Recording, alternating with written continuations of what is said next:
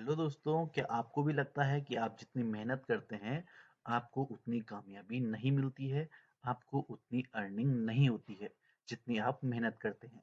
या फिर आपको जब अर्निंग भी होती है, तो वो भी किसी न किसी फिजूल खर्च में खत्म हो जाती है। तो इसका रीज़न दोस्तों हो सकता है हमारे घर में वास्तु दोष हो, जिसकी वजह से हमें ये प्रॉब्लम्स आ रही हो।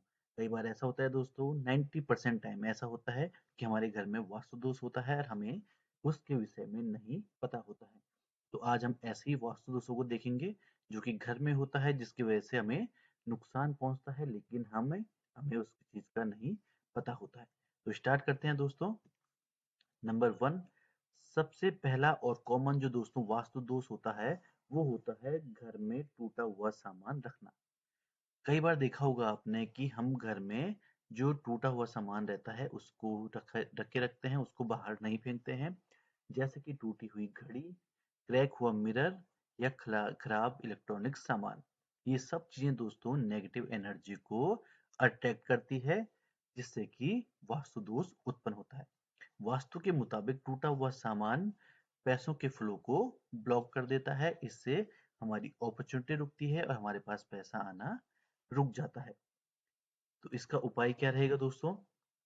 तो इसका उपाय ये रहेगा, इसका सॉल्यूशन ये रहेगा, जो चीज काम की नहीं है उसे हमें तुरंत घर से बाहर निकाल देना चाहिए, जो हमारी अब यूज की नहीं रही है।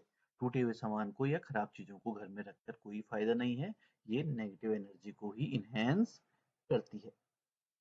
सेकंड दोस्त होता है दोस्तों जो, वो होता है हमारा साउथ वेस्ट डायरेक्शन में हमारा बाथरूम बनाया जाना, या फिर वाटर टैंक देना, या फिर अंडरग्राउंड वाटर टैंक देना। तो ये भी हमारे घर में वास्तु दोष उत्पन्न करता है, क्योंकि जो दोस्तों हमारा साउथ वेस्ट का कोण होता है, ये नैऋत्य कोण कहा जाता है इसे, और ये हमारे घर की स्टेबिलिटी को बनाए रखता है, ये हमारे घर की स्टेबिलिटी को दर्शाता है। इस कोण को ब्लॉक करने से दोस्तों आपके पास जो पैसा आता है वो तो आता रहेगा, लेकिन वो पैसा आपके पास रुकेगा नहीं, वो पैसा किसी ना किसी गलत डिसीजन में आपका खर्च हो जाएगा। इसलिए हमें साउथ वेस्ट के एंगल में बाथरूम वाटर टैंक या अंडरग्राउंड वाटर टैंक को देने से बचना चाहिए। इसका सोल्यूशन क्या होगा दोस्तों? इसका सोल्यूशन ये होगा कि हमें साउथ वेस्ट के कॉर्नर में हैवी चीजें रखनी चाहिए।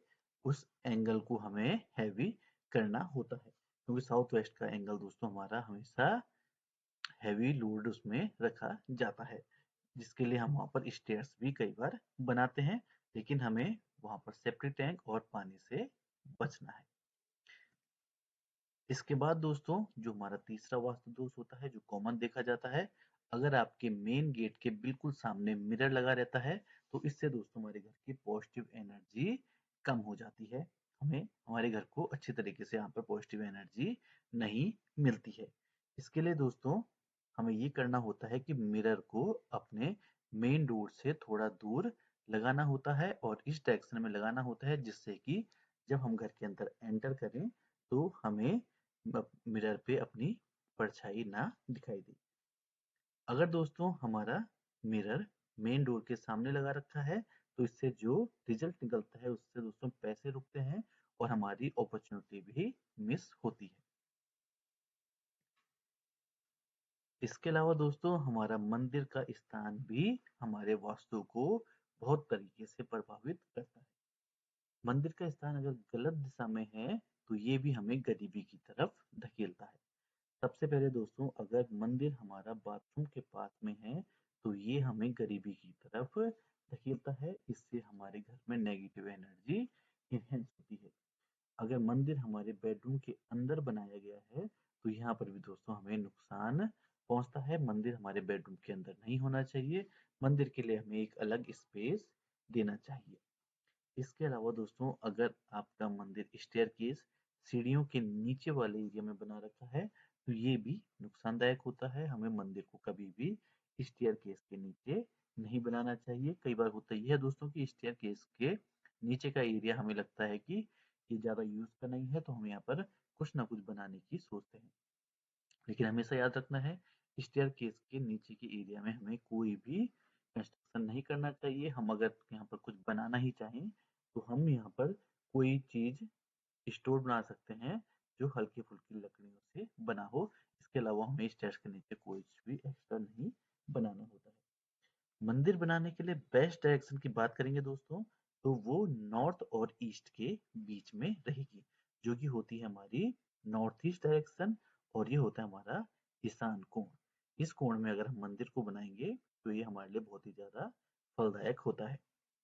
यहीं से दोस्तों घर में पॉजिटिव एनर्जी का फ्लो होता है।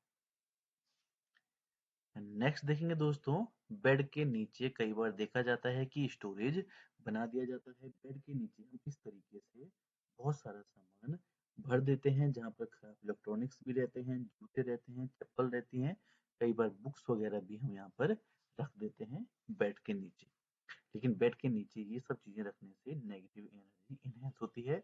बेड के नीचे का जो एरिया रहेगा दोस्तों, वो हमारा बिल्कुल साफ होना चाहिए। ज्यादा से ज्यादा अगर हमें वहां पर देनी है तो केवल मैट्रेस होनी चाहिए, या फिर उसे ओपन रखा जाना चाहिए। मैट्रेस वाला एग्जांपल दोस्तों ये है जिसमें हमने बेड के नीचे केवल मैट्रेस रखी है, या तो फिर बेड के नीचे का एरिया हमारा कंप्लीटली ओपन होना चाहिए, यहाँ पर कुछ भी नहीं बिछा हुआ होना चाहिए, और साथ ही साथ ये साफ होना चाहिए। नेक्स्ट देखते हैं दोस्तों, नेक्स्ट जो वास्तु दोष उत्पन्न करता है दोस्तों, गंदगी और क्लटर। गंदगी होती है दोस्तों ये जब हम साफ सफाई सही से नहीं करते हैं, तो तब हमारे घर में गंदगी, धूल, मिट्टी वगैरह इकट्ठी हो जाती है। और क्लटर ऐसा होता है दोस्तों जब हम सामान को सही से नहीं रखते हैं और बिखेर कर रखते हैं, जैसे कि बिखरा हुआ सामान हो गया, पुराने बिल्स हो गए, अनयूज्ड कपड़े हो गए, हमारा सामान इधर उधर अगर फैला हुआ है तो वो भी एक नेगेटिव एनर्जी को इनहेंस करेगा। जैसा कि आप लोगों ने कई बार खुद ही देखा होगा कि आपके रूम पे अगर सारा सामान इधर उधर फैला हुआ है तो अंदर से ही कुछ नेगेटिव एनर्जी आती है, आप कुछ काम वहां पर अच्छे से नहीं कर पाते हैं, पॉजिटिव एनर्जी नहीं आती है। लेकिन अगर आपका रूम क्लीन रहे तो आपको वहां पर एक अच्छी एनर्जी आती है और आप वहां पर अच्छे तरीके से काम कर सकते हैं। यही सब कुछ दोस्तों वास्तु दोष होते हैं जो कि कॉमन फैमिली में देखने को मिलते हैं, जहां पर ये उनमें से कोई ना कोई वास्तु दोष देखने को मिलता है।